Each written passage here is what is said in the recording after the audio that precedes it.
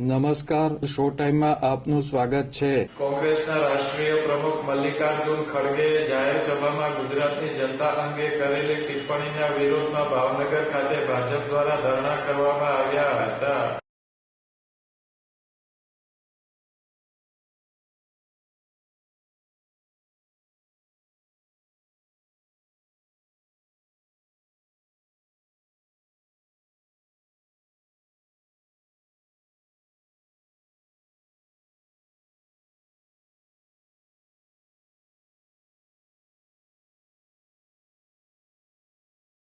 ભાવનગરના ઘોઘા ગેટ ખાતે યોજાયેલ ધરણા કાર્યક્રમમાં ભાજપના આગેવાનો અને કાર્યકરો મોટી સંખ્યામાં જોડાયા હતા અને પ્લે કાર્ડ સાથે ખડગેના નિવેદનનો વિરોધ કર્યો હતો.